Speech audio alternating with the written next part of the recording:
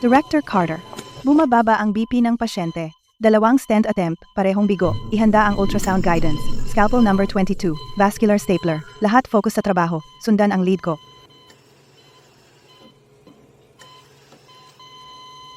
Magaling? Stable ang BP. Normal na ang heart rate.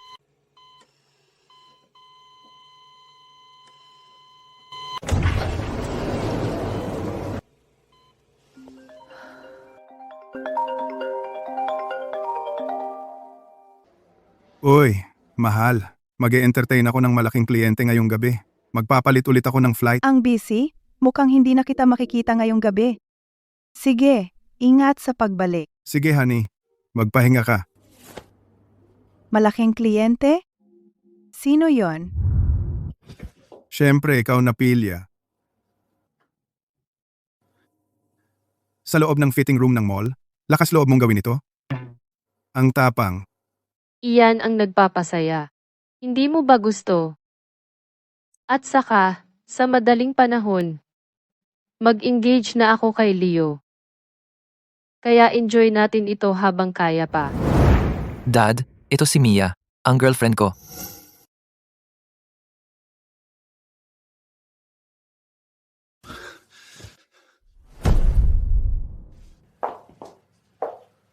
Diretso ba? Huwag kang umiyak mamaya. Tingnan natin kung kayanin mo.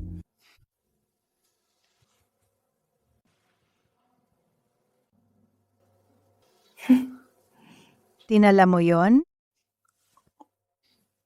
Akala mo hindi ko kaya?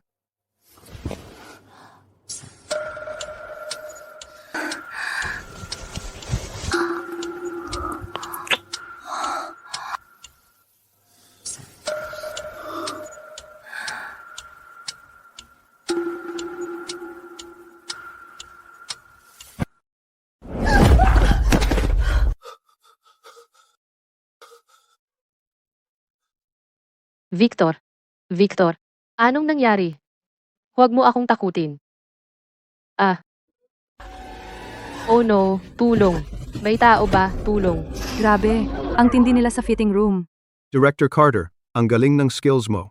Sa antas na iyan, Sa State Hospital, madali kang magiging Vice President. bakit ka pa nandito sa amin? Dekada na kaming magkasama ng asawa ko. Malapit nang mag-engage ang anak ko. Panatilihing ligtas at maayos ang pamilya ko ang kailangan ko lang. Hindi lang magaling na doktor si Director Carter, at ang inyong pagsasama ay kasing kainggit. Matagal na kaming mag-asawa. Director Carter, Dr. Davis. May dinalang emergency na pasyente ang ER. Nagsa-seizure, walang malay. Critical ang kondisyon. Pumunta po kayo. Aayusin ko muna.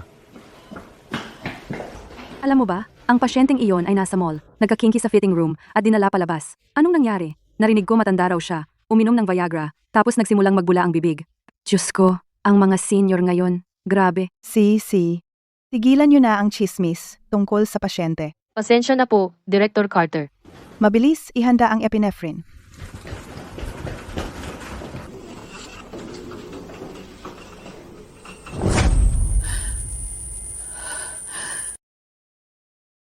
Binanggit mo kanina iyong pasyente. Ano nangyari sa kanya? Ang diagnosis na narinig ko ay umiinom ng sildenafil ang pasyente na nag-trigger ng acute cardiovascular disease. Sildenafil? Hindi na bata si Victor. Bakit niya iyon iniinom? May iba ba siya? Sino ang nagdala sa kanya sa ospital? Nasaan siya ngayon? Mukhang isang kabataang babae, mga 20 anyos. Umalis siya, pagkatapos ihatid siya. Pumunta ka agad at kunin ang surveillance footage ng lobby. Kailangan kong malaman kung sino ang babaeng iyon.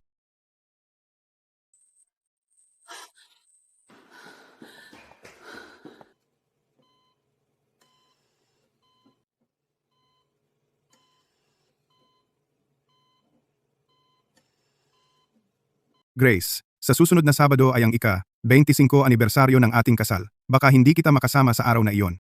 Ano ang problema? Nagplano tayong magdiwang ng magkasama. Pinadala ako ng kumpanya sa isang proyekto sa labas ng bayan. Kailangan kong pumunta ng 1 linggo. Babawi ako sa'yo, pagbalik ko. Matagal na tayong mag-asawa? Bakit pa kailangan ng mga arte? Focus ka na lang sa business trip mo? Mag-ingat ka. Victor, 25 taon na tayong kasal. Akala ko tayo ang modelong mag-asawa na kinaiinggitan ng lahat. Akala ko pinahahalagahan mo ang katatagan na ito gaya ko. Pero hindi ko akalain na sa edad mong iyan, ipagkakanulo mo ako ng ganito. Director Carter, nakuha na namin ang footage. Ito ang babaeng nagdala ng pasyente. Paano naging kasintahan ng anak ko, si Mia? Kanselahin ang engagement? Ma'am, nababaliw ka na ba? 1 linggo na lang ang seremonya. Anong ibig mong sabihin? Sa tingin ko lang hindi sapat si Mia para sa iyo. Hindi ako papayag sa engagement na ito. Hindi sapat. Ma'am, bakit mo naman nasabi iyan tungkol sa kanya? Mahigit 1 taon na kaming magkasama. Mabait at mapag-alaga siya. Sinabi rin ni Dad na magaling siya. Sa tingin ko, may bias ka lang laban sa kanya. Anak, ang itsura ay maaaring manlinlang. Ang ilang bagay ay hindi kasing simple ng tila. Ginagawa ko ito para hindi ka magsisi sa huli. Miss Davis, hinahanap mo ba si Mr. Vance? Tama, dalhin mo ako sa nobyo ko.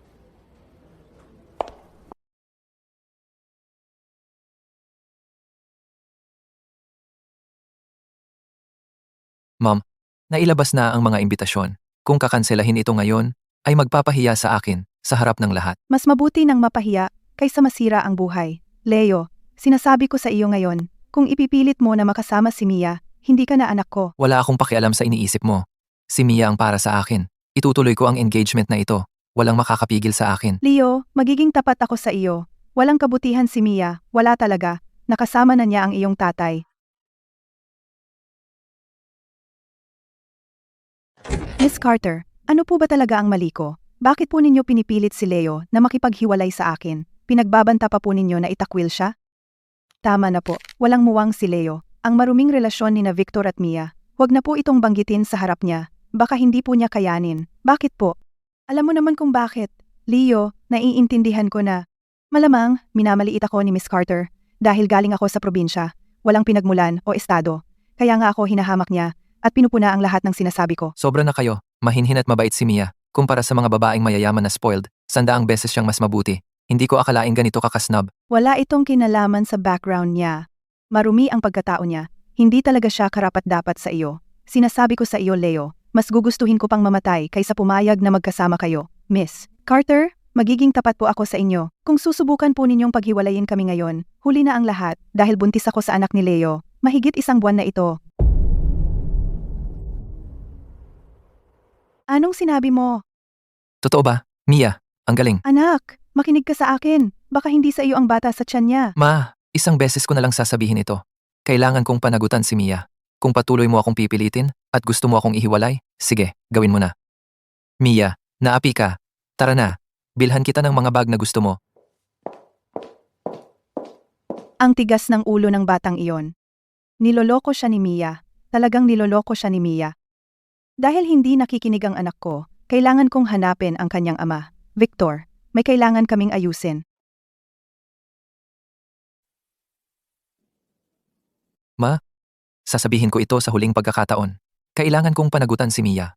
Kung patuloy mo akong pipilitin at gusto mo akong putulin, sige lang. Hindi ko kayang manood lang na ang anak ko ay diretso sa kapahamakan. Nakapagod ang business trip na ito.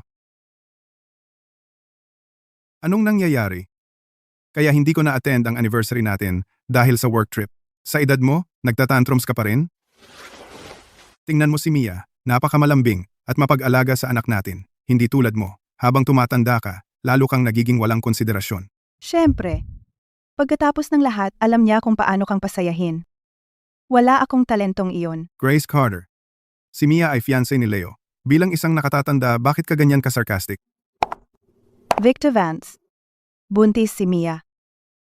Pero hindi ako sang-ayon na pakasalan niya si Leo. Ano ang tingin mo diyan? Buntis? Kung buntis siya, dapat talaga nating panagutan. Anong problema mo? Victor Vance. Nagpapanggap ka pa rin, hindi ba? Magiging tapat ako sa iyo. Alam ko na ang tungkol sa iyo at kay Mi. Victor, lumabas ka na ng ospital? Naku, tinakot mo ako. Ayos lang, Mr. Lawson. Pupunta ako diyan. May urgent ako. Kailangan ko nang umalis. Tigilan mo na ang paggawa ng eksena, okay? Oh, may batch ako ng medical equipment. Ang hospital nyo ay masyadong strikto, mahirap ipasok.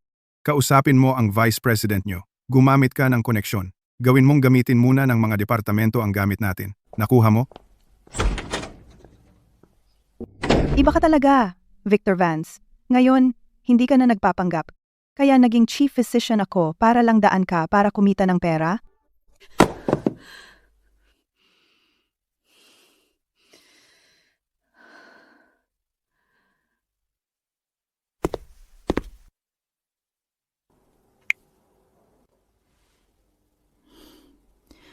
Hello? Attorney Sterling? Paki-draft ang divorce papers para sa akin. Gusto ko si Victor Vance na walang makuha. Ma'am Carter, para mapauwi siya ng wala, kailangan nating malaman lahat ng assets ni Victor Vance, kasama ang mga shares ng kumpanya, mga nakatagong deposito, real estate, at iba pa. Kailangan ko ng mga lead mula sa iyo. Wala yung matandang bruha sa bahay, di ba? Relax ka. Naka-night shift siya. Di babalik. Dinala talaga ni Victor si Mia pabalik.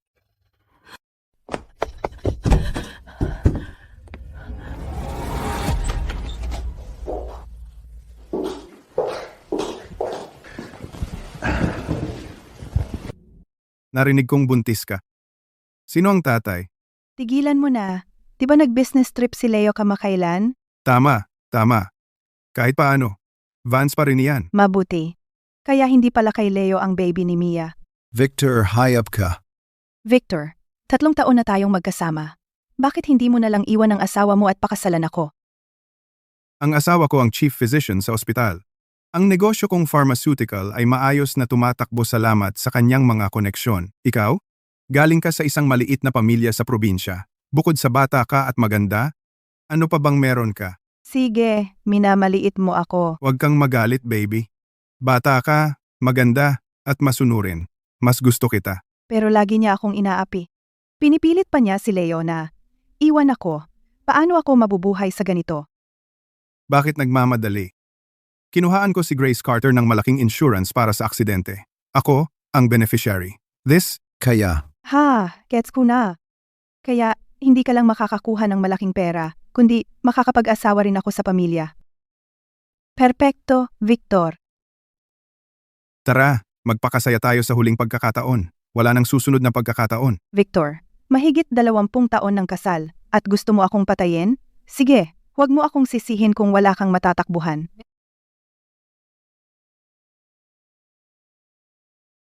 Mia, sapat na ang pagsasama ninyo ni Victor, pero magdadala ka pa ng bastardo para pakasalan ang anak ko? Sa tingin mo wala akong alas?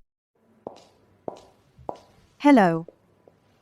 Hi, ako ang magulang ng lalaking ikakasal. Binigyan ako ng bride-to-be ng USB drive. Sabi niya, ipinapakita nito kung paano sila ng boyfriend niya nagkakilala, nagmahalan, at iba pa. Mamaya, pwede mo bang i-play sa engagement party? See, ma'am. Victor, Mia. Pinilit mo akong gawin ito. Mia, ang ganda mo ngayon. Ikaw at si Leo ay bagay na bagay. Leo, linawin ko lang.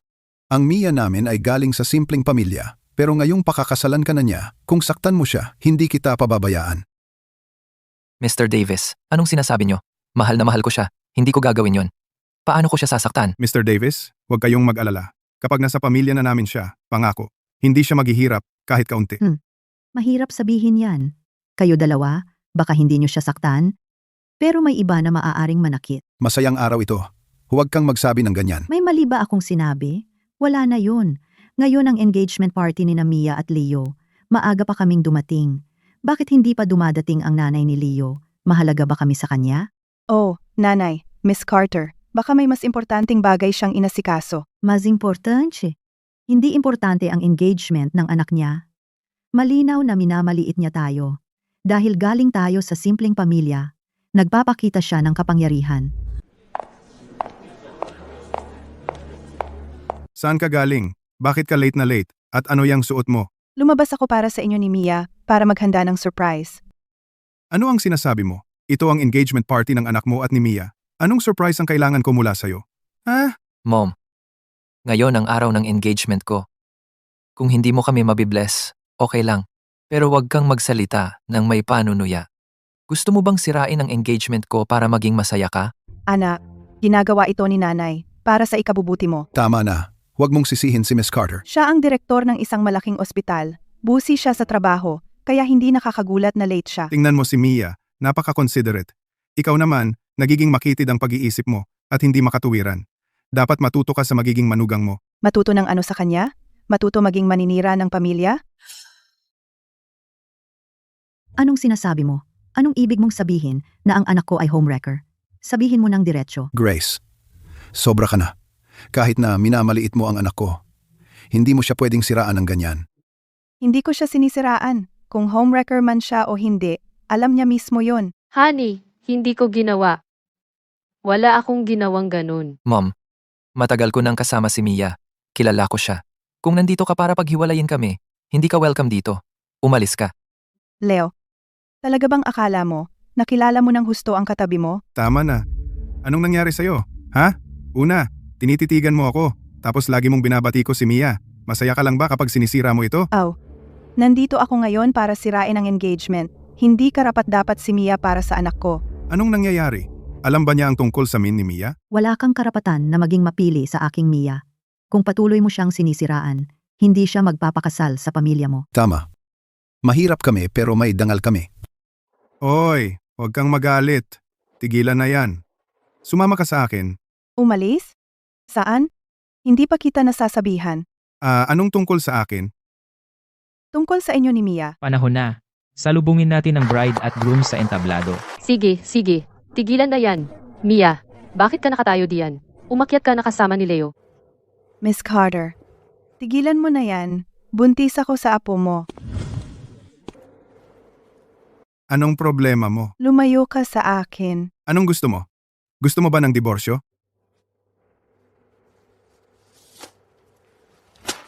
Tama ang hula mo. Nandito ako ngayon para hiwalayan ka. Gusto mo? Gusto mo bang hiwalayan ako? Hihiwalayan mo na ba talaga ako? Ano? Nagulat ka ba talaga na gusto ko ng hiwalayan? Grace, pag-isipan mo muna. Sa edad natin, kung hiwalayan mo ang kapatid ko, magsisisi ka sa bandang huli. Kung may magsisisi, siya yon.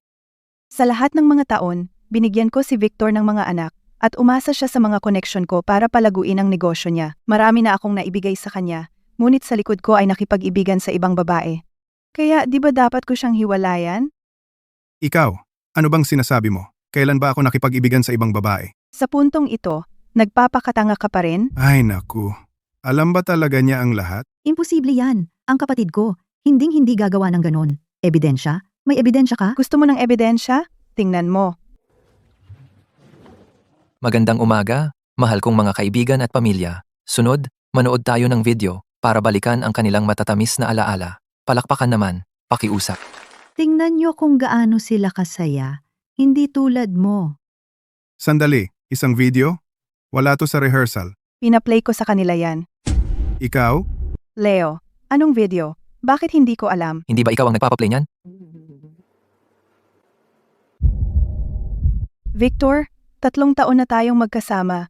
Bakit hindi mo na lang? Ihiwalay ang asawa mo at pakasalan mo ako?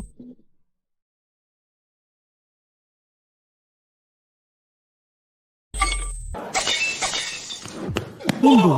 Hindi. Maging tayong mga lihim na magkasintahan habang buhay. Hindi ba mas exciting iyon? Ang sama mo. Dahan-dahan. Sinasaktan mo ako.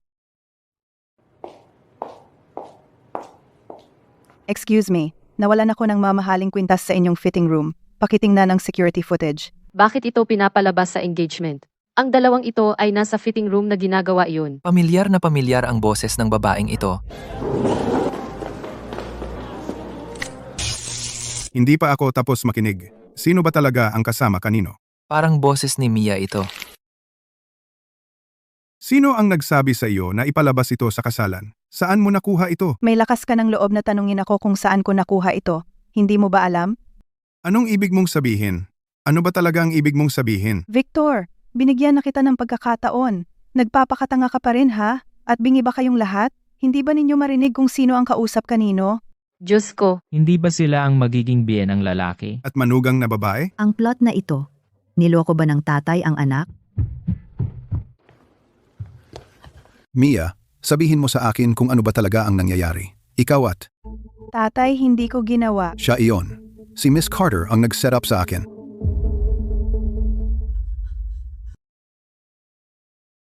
Miss Carter, alam kong ayaw mo akong pakasalan si Leo. Pero hindi mo pwedeng sirain ang reputasyon ko ng ganito. Tama. Sobra ka na. Para idamay si Mia, sinubukan mo pa akong isangkot. Aba, Grace, paano mo nagawang sirain ang sarili mong asawa? Sabihin mong nakipagtalik siya sa magiging manugang niya? Kailangan mong humingi ng tawad kay Victor at Mia ngayon. Mag-sorry? Gusto mong i-replay ko ang video na iyon? Tama na. Gusto mo lang ng divorce, di ba? Sige, bibigyan kita ng divorce.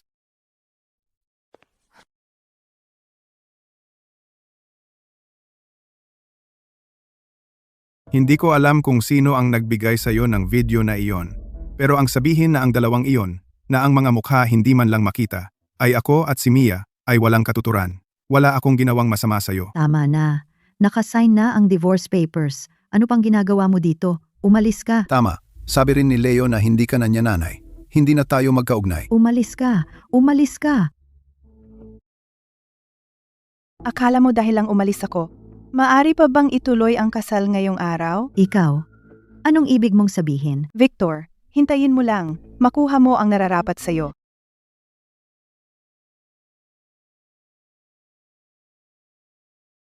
Nakakagalit ito. Sino ang tinatakot mo? Sige, umalis na ang manggugulo. Ituloy na natin ang seremonya. Leo, may nagpadala lang sa'yo ng video na ito. Tingnan mo sandali. Ikaw pala, munting manloloko. Sa fitting room ng mall, naglakas loob ka gawin yun. Ang tapang mo, yun ang nagpapasaya. Hindi mo ba gusto? Bukod pa riyan, mag-engage na ako sa kanya. Magsaya tayo habang may panahon pa. Ito. Ito si Miat. Pasensya na, kasalanan yun ng staff namin. Nag-play kami ng maling video. Talagang sorry. Ituloy na natin ang engagement ceremony. Batiin natin si Miss Davis pabalik sa entablado. Victor, anong problema kay Grace Carter? Totoo bang nag-divorce kayo? Sino ang may alam kung ano ang nangyari sa kanya? Kapag natauhan na siya, babalik siya. Dapat mong kausapin siya. Kung maiiwasan mo ang diborsyo, gawin mo. Ang negosyo mo sa gamot nakadepende pa rin sa kanyang suporta. Huwag mong putulin ang pinagkakakitaan mo. Sige, nakuha ko na. Kakausapin ko siya.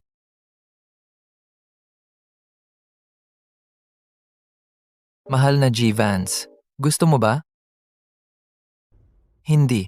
Ang kasal ngayong araw, kanselado na.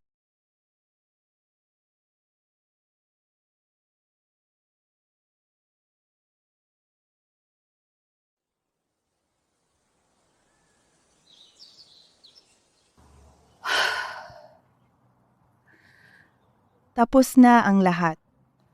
Mabuti. Ma, teka. Ma, may pinashow ka sa akin na video, di ba? Alam mo na mula pa noon, di ba? Anak? Pasensya na. Dapat sinabi ko na sa iyo noon pa. Pero, Ma, hindi mo na kailangan pang magsalita. Naiintindihan ko na. Kasalanan ko lahat. Nabulag ako. Napakawalang utang na loob ko. anak, hindi mo kasalanan kahit kaunti. Ma, sobrang sakit.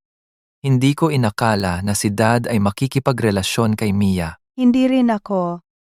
Ang lalaking katabi ko sa kama ng mahigit 20 taon ay gumawa ng mas masahol pa sa hayop. Kahit ang tigre ay hindi kumakain ng sarili niyang anak, wala talagang konsensya si Victor Vance. Ma, ikaw, at si Dad? Pagkatapos mo siyang hiwalayan, ano ang gagawin mo? Huwag kang mag-alala. Kahit matanda na ako, hindi ako yung umaasa sa lalaki. Balak ko nang mag-resign sa ospital at lumipat sa mas malaking state hospital. Mas malaking entablado. Dati, gusto ko lang manatiling malapit at panatilihing ligtas ang pamilya natin. Ngayon, sa wakas makakapunta na ako at ituloy ang aking mga pangarap at ambisyon, pero hindi ko mapigilan ang pag-aalala sa iyo.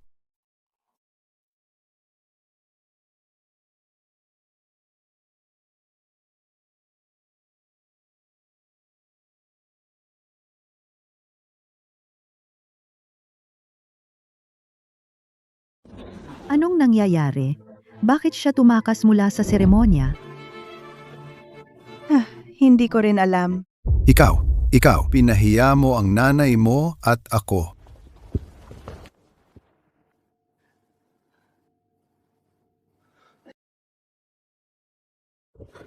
So, alam na ba ng asawa mo ang tungkol sa atin? Siguradong sinabi niya kay Leo. Bakit pa siya tatakas sa kasal? Wala siyang alam kahit na ano. Wala namang mukha yung video. Kung mayroon man, naghihinala lang siya. Huwag kang mag-alala. Sa edad niya, hindi naman talaga ako didiborsyuhin. Bibigyan ko lang siya ng matatamis na salita. Okay na yon. Pero yung video mula sa fitting room, saan niya nakuha yon? Oo, iniisip ko rin yon. Tungkol sa pagpunta ko sa ospital noong araw na iyon, wala siyang kaalam-alam. Kalimutan mo na. Isang video na walang mukha. Baka sinadyang i-upload ng isang staff nang hindi sinasadya. Hindi na kailangang mag-alala. Oo, kung nalaman yun ng matandang iyon, sinabi na sana niya kay Leo ngayon. Nag-iisip lang tayo ng sobra. Kung natapos na ang engagement, kalimutan na. Sige, okay lang sa akin. Pwede kang tumira na lang sa akin. Oh, ang sama mo. Mag-ingat. May baby dyan.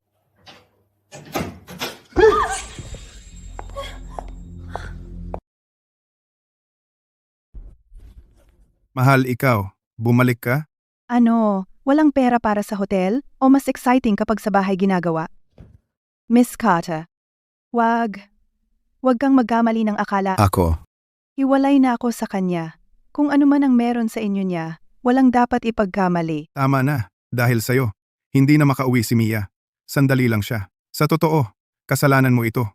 Kung hindi ka nag-eskandalo sa kasal, iiwan ba siya ng bastos na si Leo? Iniisip mo pa rin na sinadya kong gawing mahirap ang lahat para sa inyo? Kahit kanino man ang kasalanan, tapos na rin naman ngayon.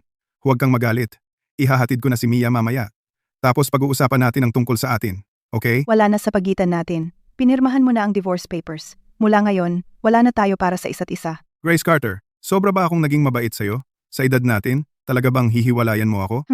Sa edad natin, ikaw ang gumagawa ng parang teenager. Bumalik lang ako para mag-empake at umalis. Sige, tumira ka sa kanya.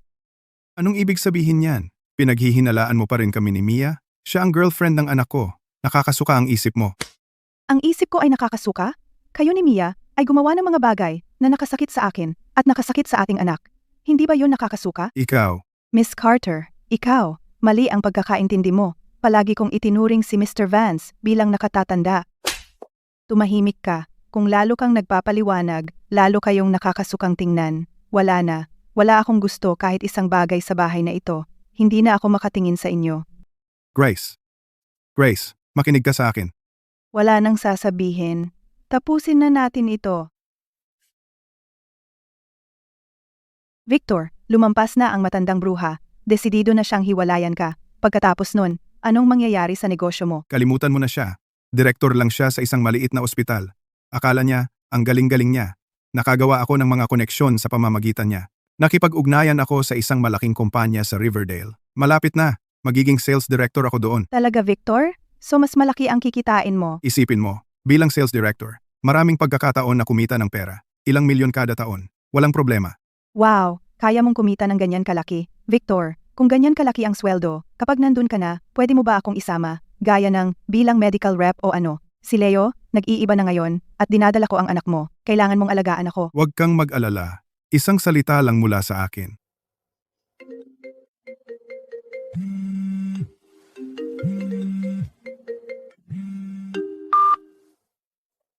Tay, Victor Vance, bibigyan kita ng 10 minuto.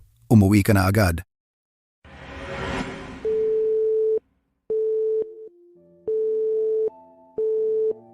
Anong problema? Sinong tumawag sa'yo? gusto ng tatay ko na umuwi ako. Nakakapagtaka. Bakit bigla siyang nagalit? Baka naman yung matandang bruha may sinabi sa kanya? Malalaman ko pagdating ko doon.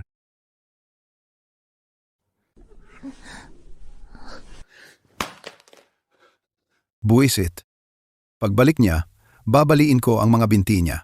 Paano magagawa ng isang ama at asawa ang ganitong bagay. Leo, umalis ba talaga ang nanay mo?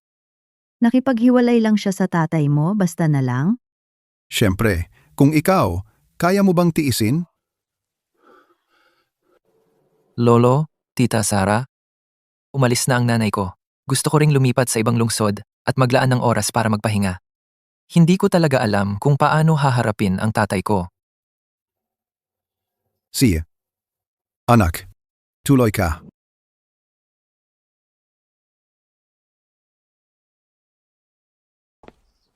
Anak, bakit may dala kang maleta?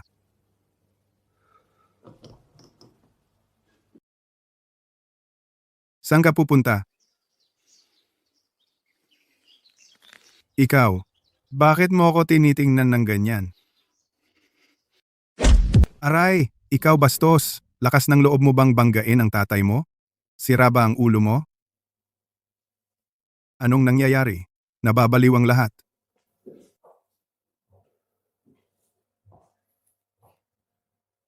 Ty, Sarah, bakit niyo ako tinawag? Victor, tingnan mo yung ginawa mo.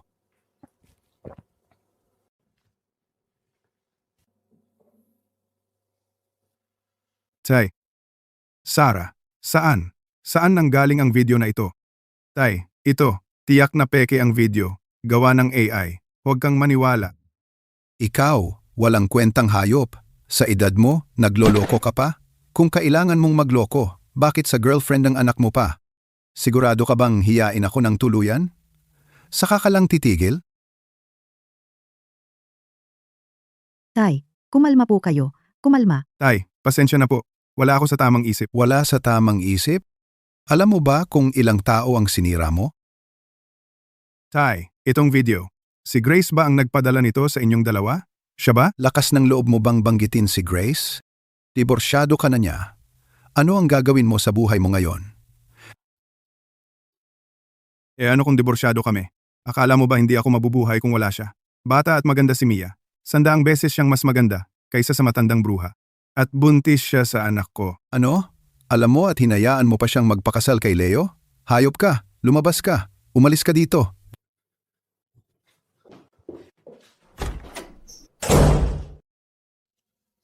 Kasalanan.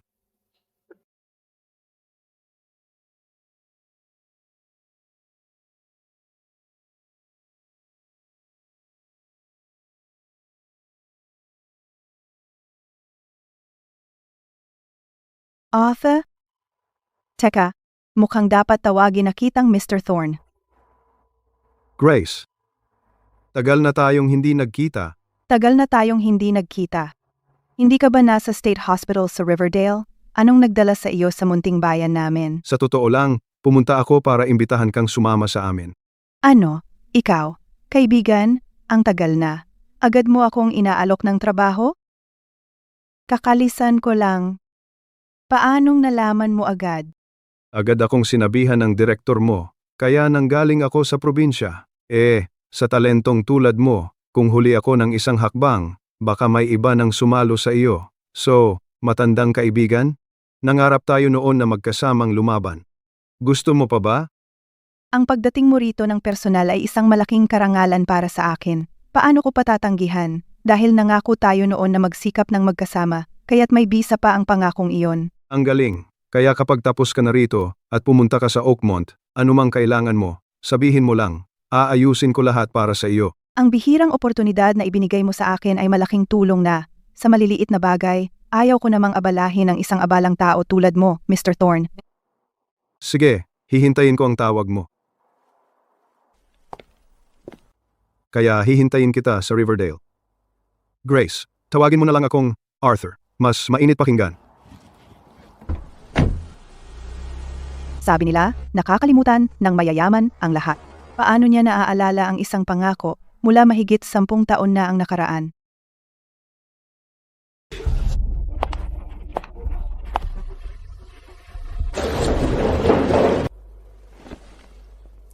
Lahat? Tinawag ko kayong lahat ngayon para mag-ulat ng isang seryosong issue na tumatama sa kita ng ospital. Kailangan kong seryosohin ninyo ito. Kamakailan, nagsagawa ako ng buong pag-audit ng lahat ng gamot at medical supplies sa ospital na ito. Ang natuklasan ko ay nakakagulat. Maraming departamento ang ilegal na nagdadala ng mga mamahaling medical devices. Ang mga tinatawag na high-end na ito ay may patong na 12-dosenang beses, pero hindi mas mahusay ang mga ito. Naisip mo na ba kung ilang mahihirap na pamilya ang madudurog ng agwat na ito? Napakaraming pasyente sa probinsya ay hindi man lang makaipon para sa gastos sa paggamot. At dahil sa mga mamahaling device na ito, marami sa kanila ang sumusuko na lang. Pinapanood nila ang kanilang mga mahal sa buhay na naghihirap. Sino ba talaga ang nagsimula nito? Sino ang nagtulak nito sa mga departamento? Ang mga kickback mula sa mga medical rep, ang mga pabor mula sa mga supplier, masarap ba sa pakiramdam ang pagtanggap ng mga iyon? Bawat sentimo ay lifeline ng pasyente. Ang tungkulin ng isang doktor ay iligtas ang mga buhay higit sa lahat. Hindi natin ginagamit ang posisyon para sa pansariling kapakanan. Simula ngayon, kung mahuli ko ang sinuman na nakikipagsabuatan sa mga medical rep, hindi ko ito palalampasin. Tapos na tayo.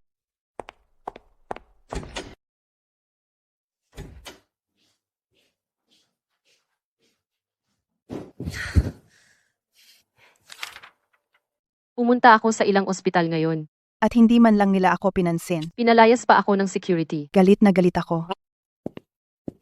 Ilang araw ka palang gumagawa nito. At suko ka na? Sige, pumunta ka sa Riverdale State Hospital ngayong hapon. Kilala ko ang ilan sa mga direktor doon ng lubos. Pumunta ka sa cardiac surgery at hanapin si Dr. Wright. Banggitin mo lang ang pangalan ko at garantisadong makakabenta ka. Talaga? Pupunta na ako ngayon. Bakit nagmamadali?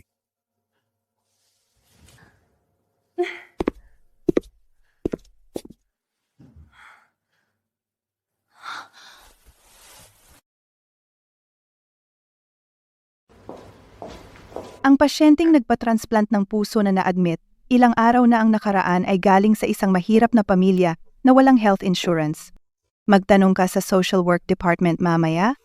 Kung mayroon tayong anumang programa ng tulong, bata pa siya, kailangan nating maghanap ng paraan para mailigtas siya.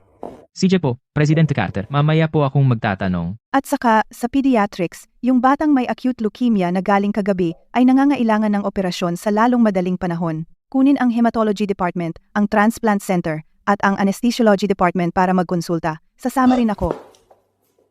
Oh, at saka, narinig ko may mga medical reps din na pumupunta sa mga departamento para magbenta. Totoo ba iyon? Hindi ako sigurado diyan. Wala na. Ako na mismo ang titingin yan mamaya. Mr. Thorne, kailan kayo dumating? Bakit hindi kayo nagpaalam? Dumating lang ako kanina. Narinig ko na sa meeting kayo. Dumaan ako at sumali sa meeting. Wala akong ideya na ang ating President Carter ay hindi lang magaling sa medisina, ay mahusay rin kayong magpatakbo ng ospital. Sa totoo lang, swerte ako sa inyo. Sobra naman kayo, Mr. Thorne. Ginagawa ko lang ang dapat kong gawin.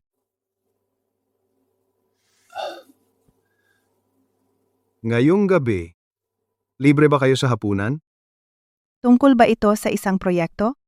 Hindi ito tungkol sa proyekto. Gusto ko lang kayong ilibre ng hapunan. Makibalita lang sa dating kaklase. Sige, bumalik na kayo sa trabaho. Kokontakin ko kayo pagkatapos. President Carter po, baka po may gusto si Mr. Thorne sa inyo? Tigilan mo na. Matanda na kami pareho. Narinig ko po na si Mr. Thorne ay nabubuhay para sa kanyang karera. Sa kanyang edad po, hindi pa po siya kasal. At kayo po, President Carter, hiwalay po kayo, di ba? Ang mga huling buhay na pag-ibig po ay talagang karaniwan ngayon. Sa tingin ko po, may gusto si Mr. Thorne sa inyo. Tigilan mo na ang kalokohan. Hindi na ako bata. May ganoon ba akong alindog? President Carter po. President Carter po, may problema po sa cardiac surgery. Nagtatalo po si Dr. Wright at isang medical rep. Ano? Miss Davis, huling beses ko na itong sasabihin. Ang ospital ay may malinaw na proseso ng pagbili. Hindi ka dapat magbenta dito. Dr. Wright, ginagawa ko kayo ng pabor. Ang imported na kagamitang ito ay gumagana ng 2 beses na mas mabilis kaysa sa mga karaniwang modelo. Makakatulong lang ito sa inyong reputasyon. Tama na, sino ang doktor dito, ikaw o ako? Ang kagamitang ginagamit namin ay wala kang pakialam. Lahat ba ng medical rep ay mayabang na ngayon? Bakit wala kang alam? At tinatawag mo ang sarili mong salesperson. Ano ang alam mo? Ako ang top salesperson sa kumpanya ko. Ang pag-alok sa'yo ng deal ay pabor na ginagawa ko sa'yo. Miss Davis, hayaan mong linawin ko ito. Ang aming presidente ay nagpapatupad ng mahigpit na mga patakaran. Walang hindi autorisadong kontak. Huwag mong guluhin ang medikal na practice dito. Dr. Wright, Mga matatanda na tayo.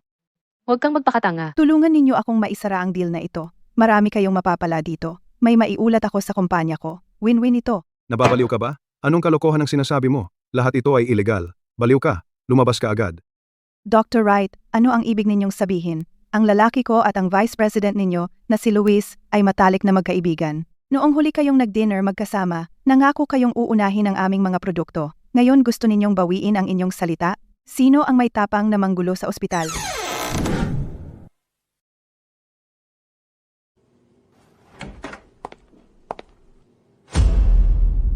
Ikaw ba? Anong ginagawa mo dito?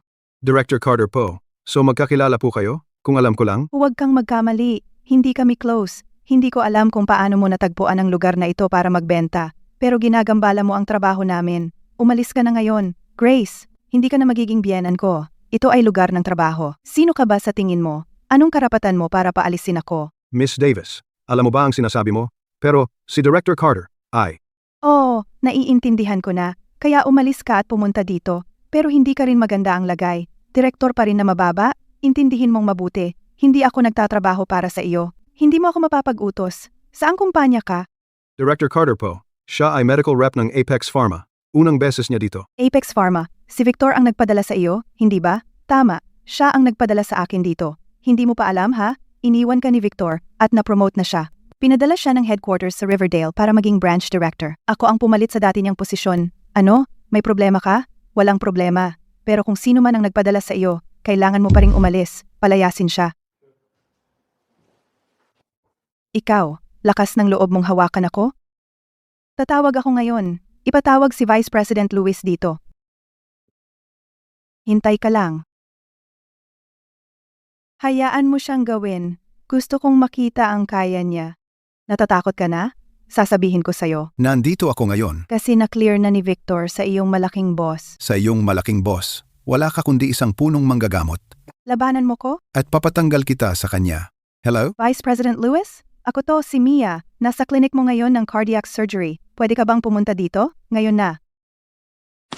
Hintayin mo lang. Makikita natin kung mayabang ka pa mamaya. Director Carter, huwag mo nang sayangin ang iyong pananalita sa kanya po. Bakit nagmamadali? Gusto ko ring makita yan, kung ano talaga ang koneksyon ng VP natin sa kanya. At ikaw, Dr. Wright. Kung malaman ko na may kahina-hinalang transaksyon kayong dalawa, huwag mo akong sisihin kung hindi ako magpapakita ng awa. Hindi, talagang hindi. Sumusumpa ako. Dr. Wright, ano bang nagpapakaba sa'yo? Isa ka sa mga tao ni Vice President Luis. Ano ang magagawa niya sa iyo? Pwede bang manahimik ka na? Dr. Wright, imbes na alagaan ang mga pasyente mo, ano ba ang sinisigaw mo? Ay. Vice. Vice President Luis, nandito ka na sa wakas. Binabantaan lang niya si Dr. Wright. At sinabi pa niya na palalayasin po ako. Kailangan mong kontrolin siya. Tumahimik ka. Ano bang pinagsasabi mo? President Carter, pasensya na po talaga. At aalisin ko siya rito ngayon din. Ano? President Carter po? Vice Presidente Luis. Sigurado ka bang hindi ka mali? Director lang siya ng departamento, di ba? Tinatawag ko siyang Director Carter dahil si President Carter din ang director ng cardiac surgery natin. Kailangan ko bang magpaalam sa iyo? Kaya noong nag-resign ka noon, hindi dahil hindi mo kaya, kundi dahil pumunta ka rito para maging presidente. Tama iyan. Anong masama doon? Hindi ako makapaniwala. Hindi ako makapaniwala. Paano nangyari iyon? Security. Nasaan ang security? Kalad ka rin siya palabas dito. Sandali, huwag mo akong hawakan. Ano pa ang gusto mo? Lumabas ka dito. Kung patuloy kang mag-eskandalo, magsisisi ka. Tatawagan ko si Victor. Nababaliw ka na ba? Wala siya. Security. Huwag kayong tumayo lang diyan. Kalad ka rin siya palabas. Sandali. Hayaan mo akong tumawag. Pangulong Carter, bakit pa? Ang makipag-usap sa isang tulad niya ay isang malaking pag-aaksaya ng oras. Pasensya na. Pumunta muna kayo sa Cardiac Surgery Ward 2. Dr. Wright, Vice Presidente Luis, huwag muna kayong umalis. Dahil nandito na tayong lahat, ayusin na natin ito ng minsan at para sa lahat. Ngayon na, Sige, tawagan mo na. Gusto kong makita kung ano ang kaya ng Victor mong ito talagang gawin para suportahan ka sa ospital ko.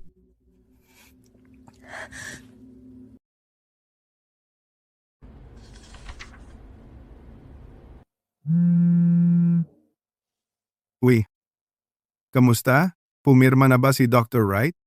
Nahanap namin siya, pero may nangyari. Kailangan mong pumunta rito. Ano? Anong nangyari? May nagbibigay ba sa'yo ng problema? Oo, bilisan mo at pumunta ka rito. Kung hindi, mahuhuli ka. Sige, sige. Hintayin mo ako. Darating na ako. Maghintay ka lang, malapit na si Victor. Saka, nakalimutan kong sabihin. Kilala rin niya ang big boss ng ospital mo, si Mr. Thorne. Ano kung presidente ka? Sisantahin ka? Isang salita lang mula kay Mr. Thorne. Gusto kong makita kung totoo ang kapangyarihan mo. President Carter, inaamin ko po na minsan kumain ako ng hapunan, kasama si Victor. Inimbitahan ko rin si Dr. Wright na sumama sa amin. Pero hapunan lang talaga iyon. Hindi kami nag-usap tungkol sa trabaho. Paulit-ulit naming binibigyang diin ang patakaran ng ospital. Bilang isang pinuno ng ospital, hindi ka lang lumabag sa mga patakaran, kundi isinama mo rin ang iyong mga tauhan. Wala bang halaga ang mga patakaran natin? Walang makakapigil sa'yo? President Carter, nagkamali po ako. Pagninilayan ko ito ng malalim. Kahit ano ang parusa, tatanggapin ko po. President Carter, nagkamali rin po ako. Tatanggapin ko rin ang parusa ko. Huwag nating madaliin ang parusa. Ngayon, kailangan kong malaman kung nakatanggap ka na ba ng anumang benepisyo mula kay Victor. Hindi, talagang wala. Sumusumpa ako. Vice Presidente Luis, bakit ka natatakot? Huwag kang mag-alala. Kapag dumating si Victor, siguradong mapapatunayan niyang inosente ka. At saka, kung makikipagtulungan ka ng maayos sa amin sa Apex Pharma mula ngayon, ipinapangako ko na baka isang araw ikaw ang magiging presidente. Para sa kanya, tumatanda na siya. Mawawalan na siya ng trabaho. Baliw na babae. Tumahimik ka nga, Vice Presidente Luis. Ang lakas ng loob mo para kausapin ang mga tauhan ko ng ganyan. Victor, dumating ka na sa wakas. Binubuli nila ako lagi. Sabi pa nila, palalayasin daw nila ako. Huwag kang magalit. Tingnan ko kung sino ang mangahas na bulihin ka. Grace, anong ginagawa mo rito? Nagulat ka?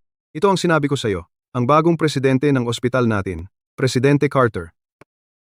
Presidente?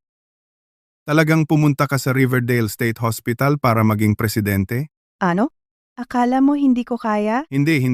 Nagulat lang. Pero dahil ikaw ang presidente rito, ang swerte naman ng pagkakataon.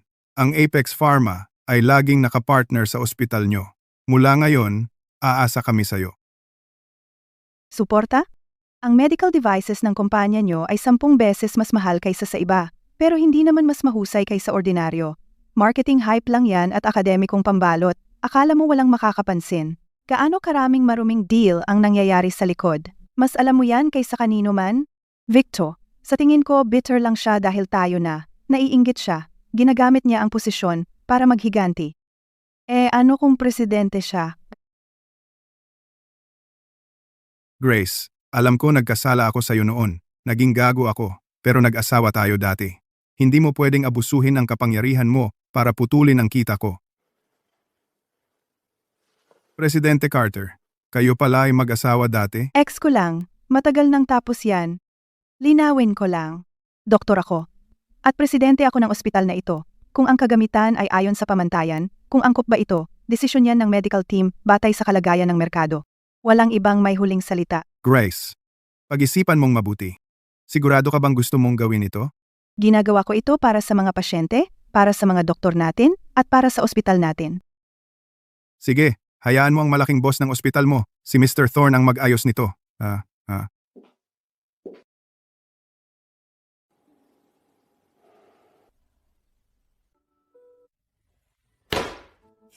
Arthur, nakatitig ka sa cellphone mo. Hinihintay mo ba ang reply ni Presidenteng Carter?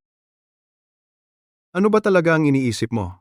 Tinitignan ko lang ang mga reports. Oo, tama. Akala mo hindi kita nababasa? Sa totoo lang, matagal ka ng single. Hindi naman sa wala kang magagandang options. Bakit, sa lahat ng tao, si Presidenteng Carter pa ang nagustuhan mo? Ano ang alam mo? Noon, Si Grace ay ang bituin ng National Tech University. Matalino at maganda. Maraming humabol sa kanya. Sayang at napili niya ang maling tao noon. Pumili siya ng taong hindi nagpahalaga sa kanya. Pero hindi pa huli ang lahat ngayon. Bakit ko ba ito sinasabi sa'yo? Bumalik ka na sa trabaho. Sandali, Arthur. Masaya lang ako para sa'yo. Sino ba ang mag-aakala na sa edad mo, magkakaroon ka ng huli mong pag-ibig?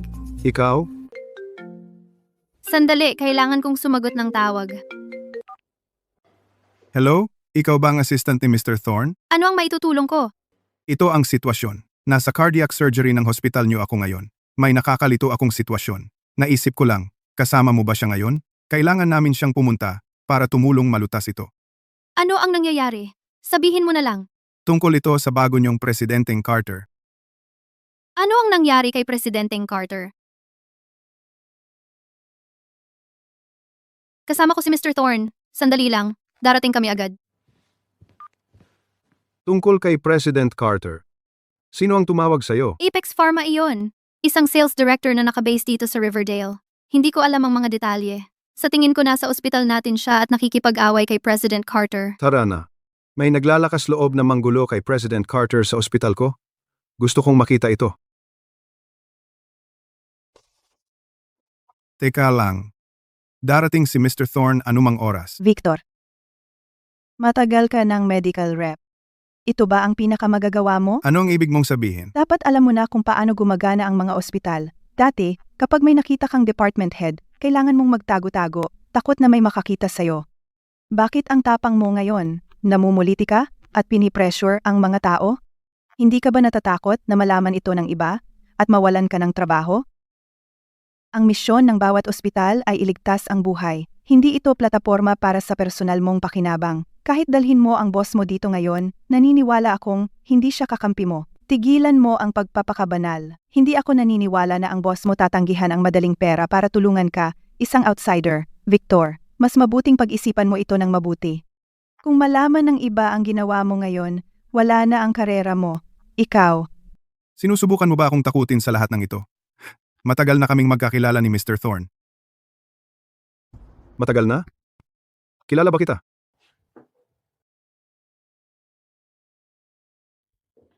G. Thorne, taga Apex Pharma ako. Alam ko kung sino ka.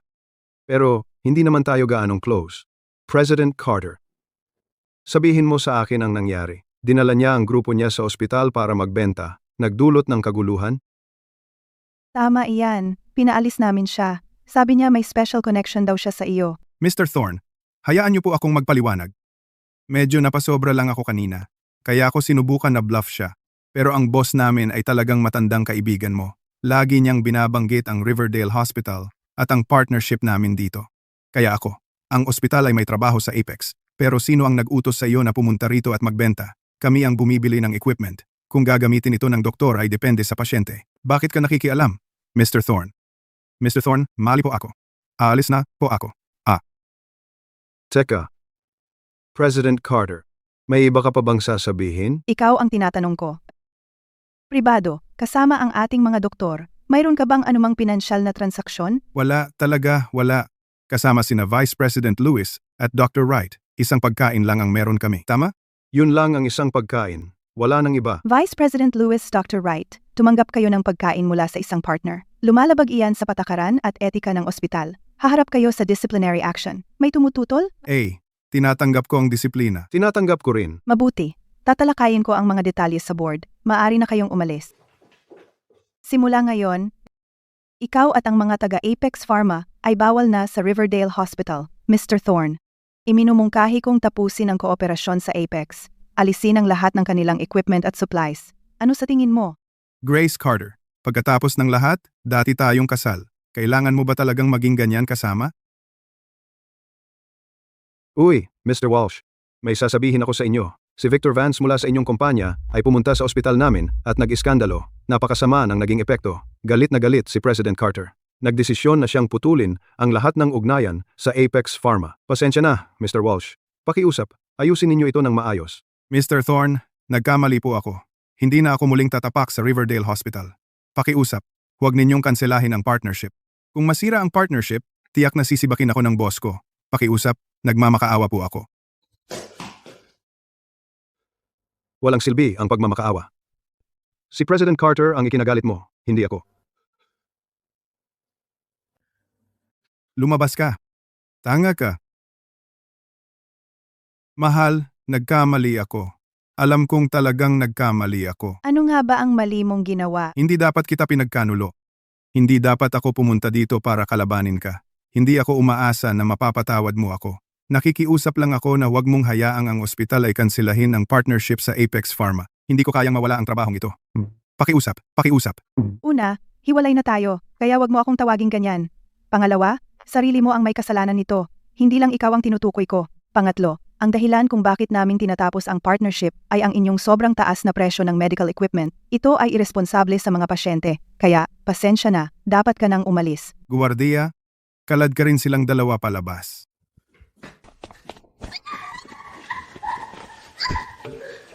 Mahal, nagkamali ako. Talagang nagkamali ako. Mr. Thorne, maraming salamat po sa pagtitiwala ninyo sa akin. Sa totoo lang, Hindi na kailangan magpaliwanag. Ano man ang desisyon mo, hindi mo na kailangang sabihin sa akin. Katulad ng sinabi mo, nagtitiwala ako sa iyo. Iiwan ko na po kayong dalawa para mag-usap. President Carter. Ngayong gabi, tara na. Sige, tara na.